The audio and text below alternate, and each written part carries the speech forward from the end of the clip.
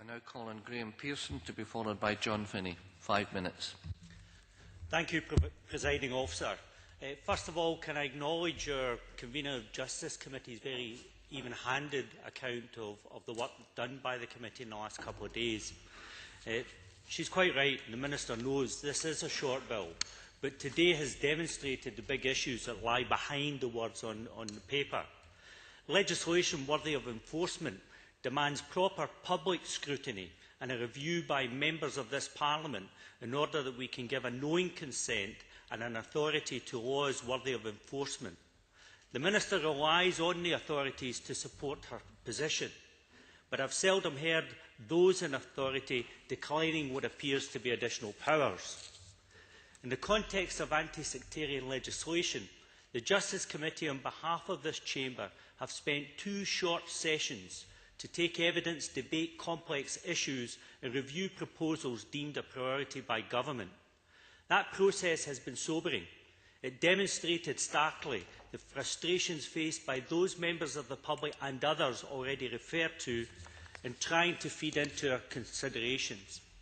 As indicated by witnesses as diverse as representatives from the Church of Scotland, Equality Network and those speaking on behalf of national football authorities and clubs, there has been little, and as with the clubs, no attempt to consult on the proposals.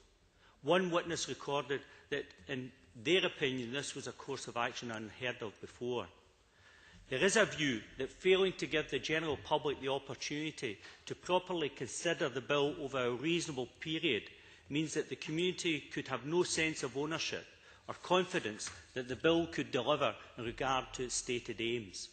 This is a crucial point when considering that we pride ourselves on supporting the principle of policing by consent. If, as suggested during these past 2 days, elements of these proposals could alienate or criminalise a section of our community unnecessarily due to poorly prepared legislation, we will regret this unseemly haste demonstrated here.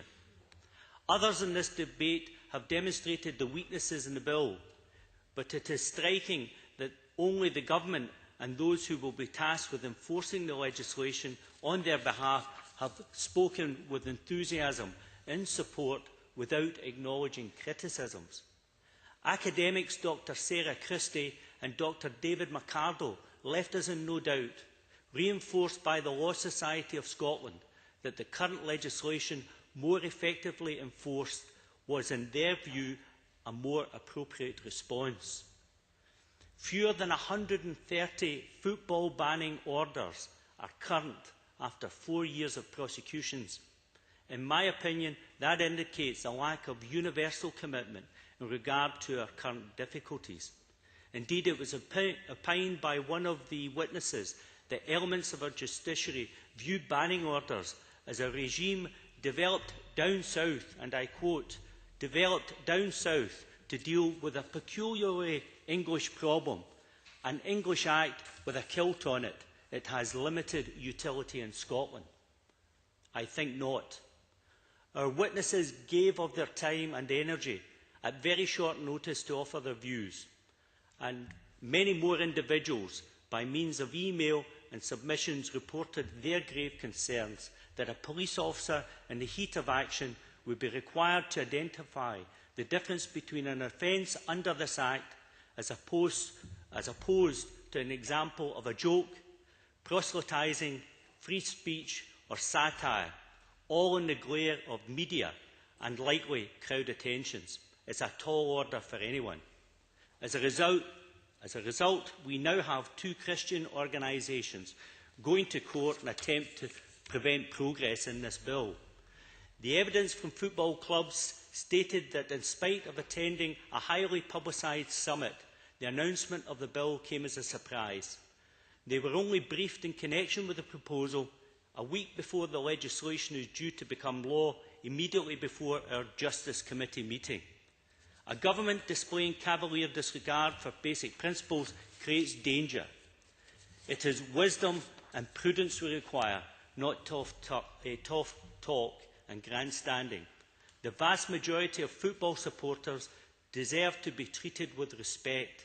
Sections 1 to 4 does not produce a suitable or proportionate response to our problems of sectarianism. Must close now, please. I invite the Minister to display her skills in opening, accessibility and listening, and to go away and think seriously about the reservations expressed.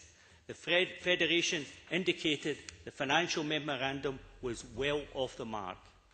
I hope... You must close now, please. I hope, with the reduction of policing in our football grounds, in the interest of stewarding and cutting costs, we will think again. Thank you, Presiding Officer. Thank you very much. I now call on John.